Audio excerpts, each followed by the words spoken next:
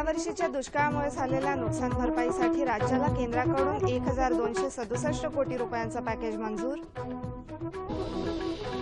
अतिपावसानं झालेल्या पिकांच्या नुकसानीची दखल घेण्याचे कृषी मंत्र्यांचे कृषी आणि महसूल विभागाला आदेश। आणि शेळी पालनाचं नवीन तंत्र शेळी पालकांपर्यंत पोहोचवावं, पशुसंवर्धन मंत्री महादेव जानकर यांचं आवाहन।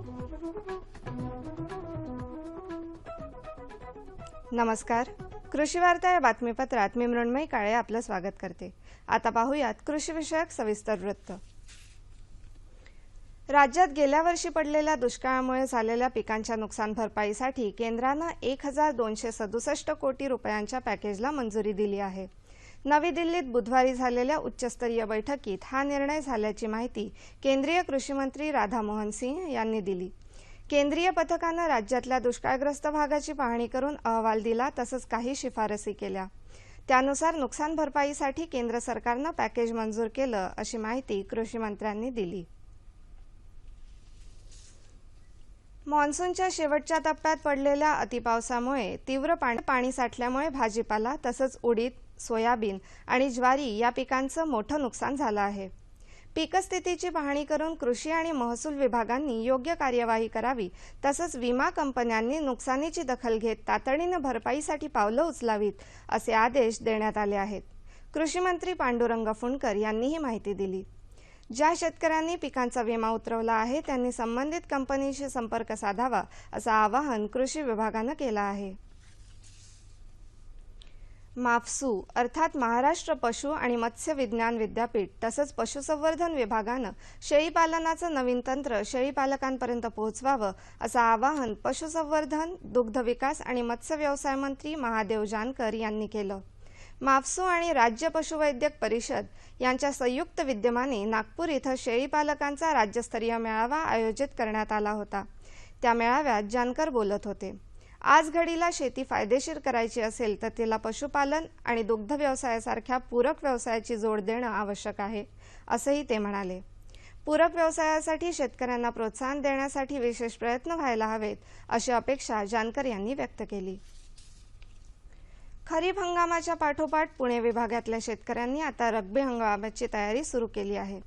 यावर्षीच्या रब्बी हंगामात एकूण 21,85,730 हेक्टर क्षेत्रापैकी 20,75,600 हेक्टर क्षेत्रावर पेरणी होईल, असा अंदाज कृषी विभागानं व्यक्त केला आहे। या हंगामात गहू, हरभरा, ज्वारी, करडई, मका, सूर्यफूल तसंच वाटाणा या पिकांच्या पेरण्या अपेक्षित आहेत। या हंगामासाठी पुरेसे बी बियाणे आणि खते उपलब्ध आहेत, अशी माहिती कृषी विभागानं दिली। राज्यातल्या धरणांच्या पाणलोट क्षेत्रांमध्ये ऑगस्ट आणि सप्टेंबर महिन्यात झालेल्या जोरदार पावसामुळे धरणांच्या पाणीसाठ्यात मोठी वाढ झाली आहे। बुधवार सकाळपर्यंत राज्यातल्या लहान, मध्यम आणि मोठ्या अशा एकूण 3,258 प्रकल्पांमध्ये सरासरी 76% पाणीसाठा झाला आहे। गेली 2-3 वर्ष पाणी टंचाईग्रस्त असणाऱ्या मराठवाड्यातील धरणांमध्येही सुमारे 65% पाणीसाठा झाल्याची माहिती जलसंपदा विभागानं दिली आहे। यावर्षीच्या दमदार पावसामुळे नाशिक, नगर तसंच पुणे जिल्ह्यांमधील अनेक धरणं ओसंडून वाहिली आहेत। आता पाहूयात बाजारभाव।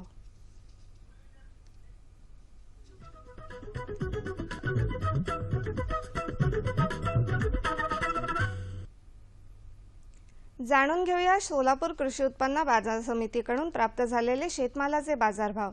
हे भाव शेतीमालाच्या उत्पादकांसाठी आहेत। निराळा उल्लेख नसल्यास हे भाव प्रति क्विंटल आहेत। कांदा कमान रुपये 700, किमान रुपये 200, बटाटा 1,500, 1,300, टोमॅटो 1,200, 700,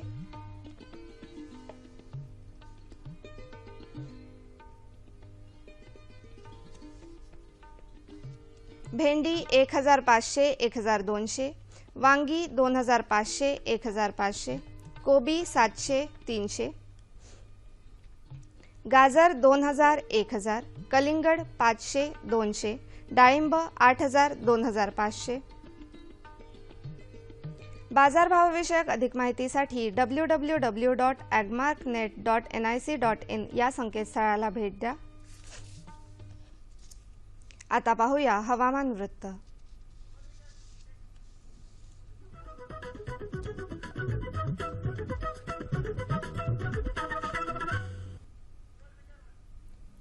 नमस्कार. महाराष्ट्र राज्यातील हवामानाचा आढावा घ्यायचा झाला तर गेल्या 24 तासात विदर्भात बहुतांश ठिकाणी तसेच कोकण, मध्य महाराष्ट्र व मराठवाड्यात तुरळक ठिकाणी पाऊस पडला. पुढील 5 दिवसांचा हवामानाचा अंदाज असा आहे. कोकणात पुढील 1 दिवस तुरळक ठिकाणी, त्यानंतर 1 दिवस काही ठिकाणी व त्यानंतर बऱ्याच ठिकाणी. मध्य महाराष्ट्र व मराठवाड्यात पुढील 1 दिवस तुरळक ठिकाणी व त्यानंतर बऱ्याच ठिकाणी. तसेच विदर्भात पुढील 2 दिवस बहुतांश ठिकाणी व त्यानंतर बऱ्याच ठिकाणी पाऊस पडण्याची शक्यता आहे. शेतकरी बंधूंना इशारा देण्यात आला आहे की विदर्भात पुढील 72 तासात, कोकणात व मराठवाड्यात दिनांक 1 व 2 ऑक्टोबर रोजी तसेच उत्तर मध्य महाराष्ट्रात दिनांक 1, 2 व 3 ऑक्टोबर रोजी तुरळक ठिकाणी जोरदार पाऊस पडण्याची शक्यता आहे. कोकणात उशिरा तयार होणाऱ्या भात जातीमध्ये पाण्याची पातळी 10 सेंटीमीटरपर्यंत नियंत्रित करावी. पीक फुलोऱ्यात असताना म्हणजेच लागवडीपासून 70 ते 80 दिवसांनी नत्राचा तिसरा हप्ता हेक्टरी 20 किलो या प्रमाणात द्यावा.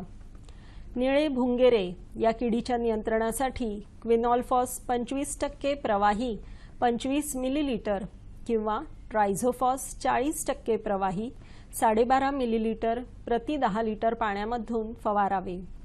मध्य महाराष्ट्रात कापूस पिकावर पांढरी माशी या रस शोषणाऱ्या किडींच्या पर्यावरण स्नेही व्यवस्थापनासाठी 50 ग्रॅम व्हर्टिसिलियम लेकॅनी 10 लिटर पाण्यात मिसळून संध्याकाळी फवारावे. हरभरा हे रबी हंगामातील पीक असल्याने कोरडे व थंड हवामान त्याला मानवते. कोरडवाहू क्षेत्रामध्ये जमिनीची ओल उडून जाण्यापूर्वी पेरणी करावी. यासाठी प्रामुख्याने विजय हे वाण वापरावे. बागायती हरभरा 20 ऑक्टोबर ते 10 नोव्हेंबर या दरम्यान पेरावा. त्याकरता दिग्विजय, विराट, विशाल या वाणांचे बियाणे उपलब्ध करून ठेवावे. मराठवाडा विभागात रब्बी ज्वारीच्या लागवडीसाठी मालदांडी M35-1, SPV 655, SPV 839, फुले यशोदा, परभणी मोती, स्वाती या वाणांपैकी एका वाणाची निवड करावी. रब्बी सूर्यफुलाच्या लागवडीसाठी मॉडर्न, SCH 35, सिद्धेश्वर इत्यादी वाणांपैकी एका वाणाची निवड करावी. करडईच्या लागवडीसाठी भीमा, परभणी 12, शारदा, तारा, परभणी 40, अन्नेगिरी 1, नारी 6 या वाणांपैकी एका वाणाची निवड करावी. धन्यवाद. आता जाणून घेऊया राज्यातल्या प्रमुख शहरांचं तापमान कमाल आणि किमान अंश सेल्सिअसमध्ये. मुंबई कमाल 31, किमान 25. पुणे 28 आणि 20. नागपूर 32 आणि 24. औरंगाबाद 31 आणि 22. सोलापूर 32 आणि 21. आणि नाशिक 29 आणि 20. हवामानविषयक अधिक माहितीसाठी www.imdmumbai.gov.in या संकेतस्थळाला भेट द्या. आणि याबरोबरच आजच्या कृषी वार्ता संपल्या. पुन्हा भेटूया पुढील कृषी वार्तामध्ये. तोपर्यंत नमस्कार.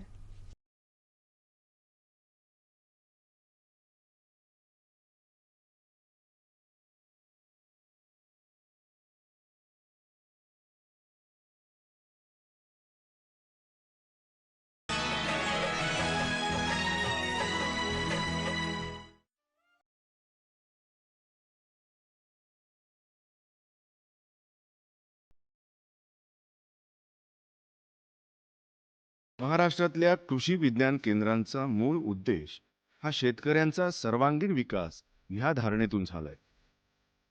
कृषी विज्ञान केंद्र जालना यांच्या मार्गदर्शनपर प्रोत्साहनामुळे शेतकऱ्यांचं मनोबल वाढून प्राप्त परिस्थितीत प्रतिकूल हवामानात बळीराजा वेगळ्या पीक पद्धतीनं स्वतःचा उत्कर्ष साधतोय. जालना तालुक्यातील नंदापूर येथील सीताफळ बागायतदार प्रकाश उबाळे यांची सीताफळ उत्पादन ते विक्री व्यवस्थापनेविषयीची यशोगाथा अतिशय कौतुकास्पद आहे.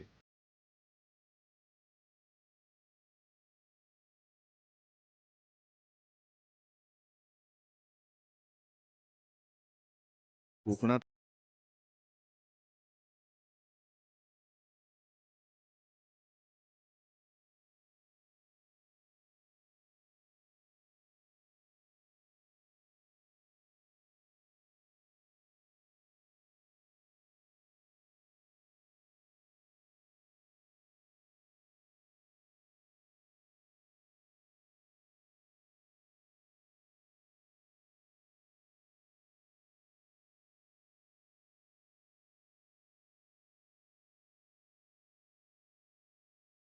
तर मूल्यवर्धित केलं तर इतर पिकाच्या मानानं नफ्याचं प्रमाण दुपटीने आढळतं. कॅल्शियम आणि खनिजयुक्त सीताफळ दिसायला आकर्षक नसलं तरी फळांच्या गर्दीत आपलं स्थान टिकवून आहे. प्रकाश उबाळे यांची जमीन, कृषी विज्ञान केंद्र जालना आणि 40 मेंबर्स मिळून सीताफळ ग्रुप यांच्या प्रोत्साहनानं 2012 पासून या शेतीचा पाया रचला. 2013 पासून इतर खर्च वाचवून आज मितीला विक्रमी उत्पन्न मिळालं.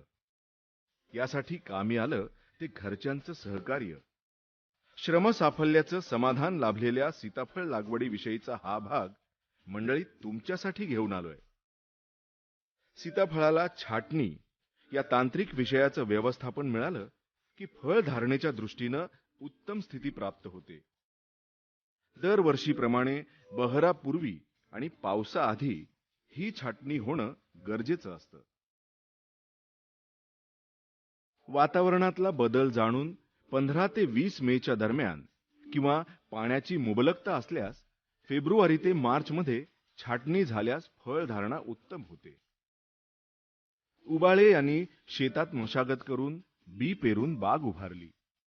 रोप वर आल्यावर छाटणीचं तंत्र राबवून जून अखेरपर्यंत खत, टाचणी, छाटणी करून ड्रीप इरिगेशनने बागेला सजीव रूप प्राप्त केलं. जून नंतर झाडांना बहर आल्यानं झाडं हिरवी होऊन कळ्या येऊन पाकळीतून गर्भधारणा झाली. आपल्याकडील बाग, झाडांचे प्रकार, पाणी आणि छाटणीबाबत बोलताना प्रकाश उबाळे म्हणतात, माझ्याकडं सीताफळाचे 160 बाळानगर जातीचे झाड आहे. सध्या झाडावर माल पण चांगला आहे आणि मी सीताफळाची लागवड म्हणजे 2009 साली केलेली आहे. 2009 सालीच बाद मी पूर्ण रासायनिक खतं, छाटण्या, नियमितप्रमाणे खतं गितं घालून 2012ला मला 11 ते 12 हजाराचा सीताफळाचा मालाचे पैसे मिळाले. आणि नंतर मी आणि माझा परिवार या पूर्ण बागात स्वतः काम करीत असल्यामुळे माझा बाहेरचा खर्च पण थोडाफार वाचवतो. आणि 2013 साली मला सीताफळाचं याच्यापेक्षा हे पण चांगलं उत्पन्न मिळालं. शेतीबरोबर नियोजन महत्वाचं असतं. छाटणीमुळे फळं मर्यादित राहून फळांचा आकार, वजन वाढतं. गवत, काडी, खुरपणी या स्वच्छतेबरोबर खत व्यवस्थापन, कुजलेला कचरा, रासायनिक खतं, शेणकाल्याची मात्रा, औषध फवारणी या सगळ्यांमुळे सीताफळाला रंग प्राप्त होतो. या झाडाला आजाराची लागण नाही. बाग साफ ठेवल्याने रोग जडत नाही. या सगळ्याविषयी उबाळ्यांच्या चेहऱ्यावर समाधान व्यक्त होतं.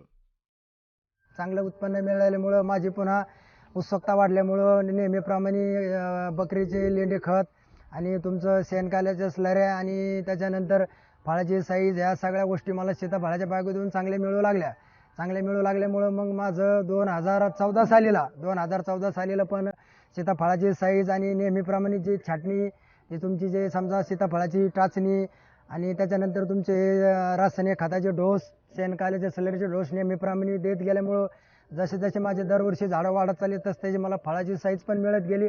फळाची साईज मिळत गेल्यामुळे मार्केटमध्ये पण सीताफळाला चांगला भाव दुसऱ्या लोकांपेक्षा मला चांगला मिळू लागला. वर्षातून एकदा येणारं पीक जून पासून बहरून ऑक्टोबर ते डिसेंबर पर्यंत बाजारात येतं.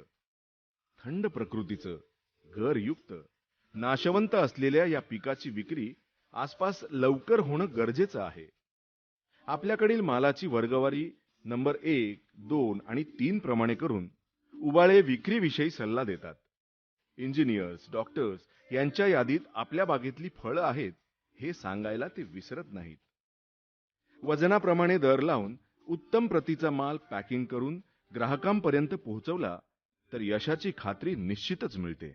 मी सीताफळाची विक्रीची व्यवस्थापन अशी केली की मी सुरुवातीला 1-2 वर्षे सीताफळ विकासाठी थोडं अडचणीत आलो, पण नंतर माझा व्यापाऱ्याशी जालन्याच्या इंडस्ट्रीज लोकांसंग, डॉक्टर लोकांसंग संपर्क वाढल्यामुळं माझा सुरुवातीचा माल 15 ते 20 दिवसाचा माल मी डायरेक्ट बॉक्स फ्रेश सीताफळं सकाळी तोडून बॉक्समध्ये नंबर 1चे ग्रेड तयार करून मी ते बॉक्स पॅक करून मी डायरेक्ट डोर टू डोर जालन्यामध्येच डॉक्टर लोक असो किंवा मग तुमचे इंजिनियर लोक असो डोर टू डोर फळाची विक्री केली. फळाची विक्री करताना नंबर 1चा माल बॉक्समध्ये 6 फळाची जवळपास साधारणतः मला 120 ते 140 रुपये ह्या सीताफळाच्या बॉक्सातून मला रुपये मिळाले. यासाठी कृषी विकास केंद्राचे विषय तज्ज्ञ श्री सुहास महल्ले यांचं मार्गदर्शन अतिशय मोलाचं ठरलं आहे. शेतीच्या विविध योजनेतील त्यांच्या सहभागामुळे शेतीला पूरक दृष्टिकोनातून शेतकऱ्यांच्या धैर्यात बदल घडल्याचं, सीताफळासाठी जमीन, हवामान, पाणी, लागवड, खत, कीड रोग व्यवस्थापन यावर विवेचन करताना ते म्हणतात,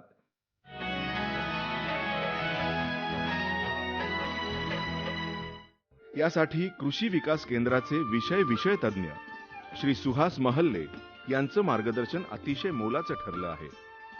शेतीच्या विविध योजनेतील त्यांच्या सहभागामुळे शेतीला पूरक दृष्टिकोनातून शेतकऱ्यांच्या धैर्यात बदल घडल्याचं, सीताफळासाठी जमीन, हवामान, पाणी, लागवड, खत, कीड रोग व्यवस्थापन यावर विवेचन करताना ते म्हणतात, मी आपणास सीताफळ लागवड व व्यवस्थापन या संदर्भात आपल्याला मार्गदर्शन करणार आहे.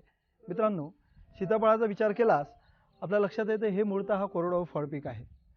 कोरडवाहू फळपीक म्हटलं की पावसाच्या पाण्यावर हे फळपीक येणार आणि पाऊस ओसरल्यानंतर हे फळपीक आपल्याला उत्पादन देऊन जाणार. म्हणजे उन्हाळ्यामध्ये सुप्तावस्थेमध्ये हे फळपीक जात असल्यामुळं निसर्गतः या फळपिकाची निर्मिती त्या पद्धतीने केलेली आहे.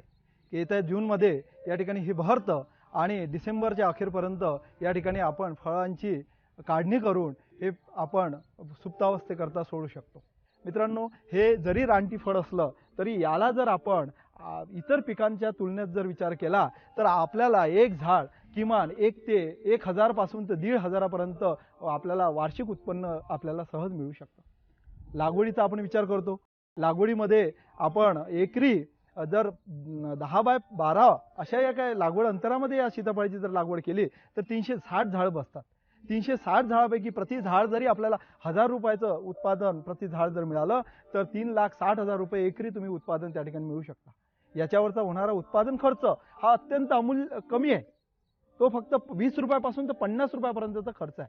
पण इतर जर फळपिकांचा विचार केला ज्याच्यामध्ये मोसंबी आहे, डाळिंब आहे, द्राक्ष आहे, या पिकांचा जर विचार केला तर प्रति झाड खर्च हा 200 ते 500 रुपयापर्यंत जाऊ शकतो. मग तुम्हाला 1 लाख ते 1.5 लाख रुपये एकरी खर्च करायचा की एकरी तुम्हाला खर्च फक्त 20,000 रुपये करायचा याचा विचार तुम्हाला करायचा आहे. आणि त्यानुसार तुम्हाला ठरवायचं आहे की कोणत्या फळपिकाचा आपण विचार करावा, कोणत्या फळपिकाच्या लागवडीमध्ये आपण जावं का जेणेकरून आपल्याला कमीत कमी खर्चामध्ये अशा नैसर्गिक आपत्तीमध्ये आपल्याला कमीत कमी पाण्यामध्ये कोणतं पीक आपल्याला तारू शकते आणि त्याच्यामध्ये सीताफळ हा एक चांगला उत्तम पर्याय आपल्याला राहू शकतो की ज्याच्यामध्ये कमीत कमी पाण्यावर येणाऱ्या पावसाच्या भरोश्यावर आणि पाऊस ओसरेपर्यंत हे पीक हातात तुम्हाला मिळून जातं आणि उन्हाळ्यामध्ये ज्या ठिकाणी ज्यावेळेस ज्याला पाण्याची गरज नसते त्यावेळेस ती सुप्तावस्थेत जातं आणि येणाऱ्या पावसाळ्यात परत पहरतं. असं एक सुंदर कोरडवाहू पीक म्हणून आपण शेतकऱ्यांनी नक्की याचा पर्याय म्हणून विचार करावा. या ठिकाणी धन्यवाद. अडचणींवर मात करत प्रकाश उबाळे यांच्या सीताफळ बागेला 4 वर्षात विक्रमी उत्पन्नाची हमी मिळाली आहे. यातून सीताफळ रोपवाटिकेचा जन्म झाला. आपल्या रोपवाटिकेविषयी सांगताना हे काम सोपं नाही याचा आवर्जून उल्लेख ते करतात. रोप निर्मितीतून उत्पन्नालाही जोड मिळते.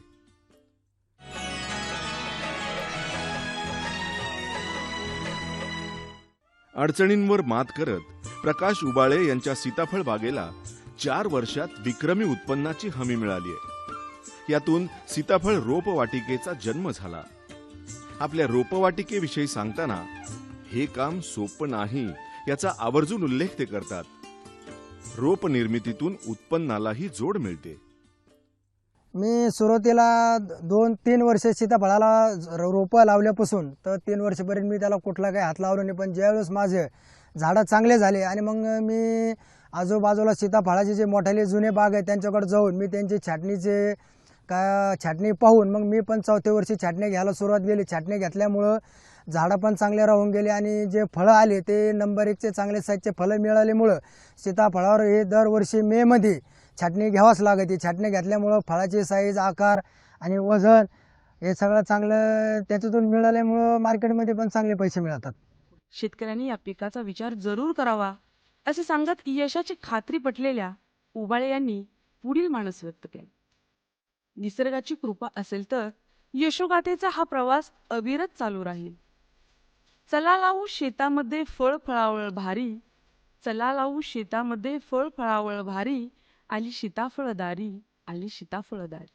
चाखू गोडी फळासंगे रबडी मिल्कशेक आणू घरी, चाखू गोडी फळासंगे रबडी मिल्कशेक आणू घरी, आली सीताफळदारी, आली सीताफळदारी.